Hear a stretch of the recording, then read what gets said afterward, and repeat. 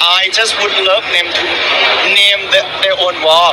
Last year, Chinese Palacio won because of her sway walk. I just would love to see the initiative idea of creating your own walk. That is the charisma. That is the character. And that is kind of transformational leader. You cannot just come and walk, but you must have the character walk. I just would love them to name the So yun po ang sinabi ni Anja Carotatif dito pagkatapos ng preliminary competition sa kanyang naging interview dito sa media. So magbibigay po tayo ng reaksyon at bibigyan po natin ng ibang anggulo.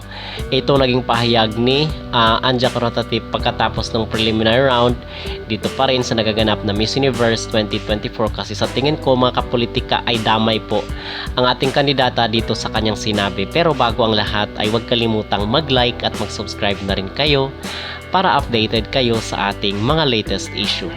So usapang Miss Universe pa rin po tayo kasi isang tulog na nga lang po ay talagang malalaman na natin sino ang susunod na kukoronahan dito sa Miss Universe 2024.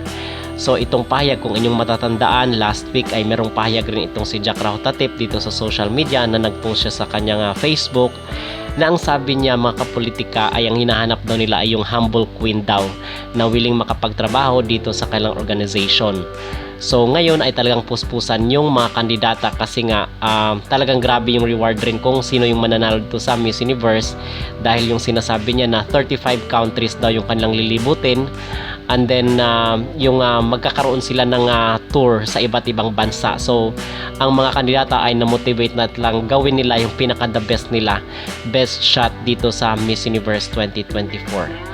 Now ngayon mga kapolitika, itong ating pag-uusapan kasi ang sinasabi niya noon ay humble queen yung kailang hinahanap. Ngayon ang hinahanap na nila ay ito daw nga my best catwalk or my signature walk dito sa pagrampa.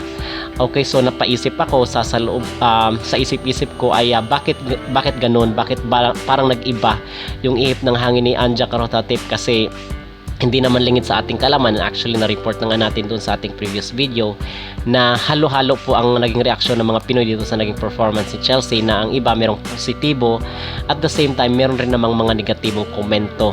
At sa isip-isipan ko ay bakit ganon? Bakit biglang nagbago ang ihip ng hangin? Nang hinahanap niya na daw ngayon ay itong my best catwalk daw or signature walk dito sa pagrampa sa Miss Universe. Kasi dati ang sinasabi nila humble queen daw, ngayon ay iba na yung requirement para dito sa Miss Universe. So sa isip-isipan ko mga kapolitika ay hindi kaya sinasakyan ni Jack Rahotatif para kung if ever man na iligwak niya itong si Chelsea either sa top 12, sa top 30, so kahit sa ang placement man yan ay merong justification kasi coming from the Filipinos mouth na mismo na hindi daw maganda yung ilan is marami ang nagsabi na mas maganda pa daw yung performance sa Miss Universe Philippines kesa dito sa Miss Universe International. So basically ay ma-justify yung kanyang sinabi na kung saan ay best catwalk daw yung hinahanap nila ngayong taon. Kasi naikumpara nga niya, na-mention niya itong si Shanice Palacios, itong Miss Universe 2023 na kaya daw siya nanalo ay dahil daw doon sa best walk niya dito sa Miss Universe nitong nakarang taon. So ito daw yung hinahanap niya ngayon.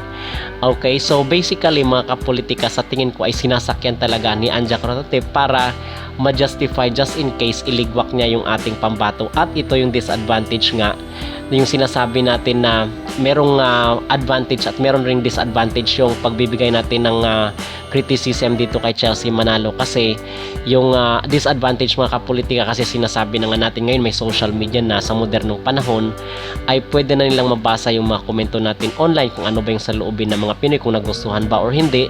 So magbabasa-basa lang po yan sila ng mga comment and I believe they do that. Okay, so sa tingin ko ay talagang ginagawa nila na para malaman nila yung sa loobin or opinion, hindi naman na interviewin. So basically is magbabasa na lang po yan sila ng mga comment.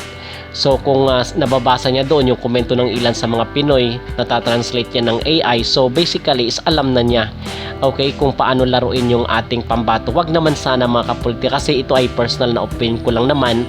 at yung ending pa rin nito is ang pagbabago or changes, yung maging final decision pa rin is dito pa rin sa team ni Chelsea Manalo. Kasi yung iba sinasabi itong sinisisi daw itong si Jonas Gafford nga kasi iniiba-iba daw yung style dito ng performance ni Chelsea Manalo. So nasa kanila pa, nasa team pa rin Chelsea yung pagpapasya. Yung sa atin dito mga kapolitika is tama lang po na nagbibigay tayo ng opinion, nagbibigay tayo ng ating ano ba yung nakikita natin, yung yung to be fair naman dito sa ating kandidata. Kasi yung disadvantage nga is nababasa yung comment natin. So kung sasakyan na ni Anja Rotatip ay talagang pwede yon. At on the lighter side naman, itong si Chelsea Manalo is may tuturing natin na dark horse dito sa Miss Universe 2024 kasi hindi naman lahat ng frontrunner at yung laging nasa hot list or nasa hot picks ay sila na talaga yung mananalo. Syempre magdedepende pa rin yan mga kapolitika kung merong panggulat itong si Chelsea bukas, which I believe na meron naman siyang gagawin. Okay,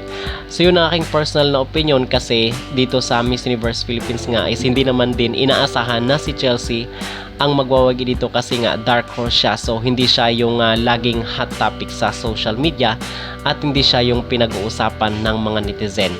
Okay, so ano ang yung masasabi dito sa sinabi ni Anja Rotatip na ang hinahanap na daw nila ngayon dito sa Miss Universe 2024 ay ito na daw may best walk at may best signature walk dito sa kailang beauty contest at hindi na daw yung humble queen. Sa tingin nyo ba mga kapolitika ay sinasakyan lang ni Anja Rotatip ang sentimento ngayon ng mga Pinoy? Mag-comment down below at huwag kalimutang mag-like at mag-subscribe na rin kayo para updated kayo sa ating mga latest issue.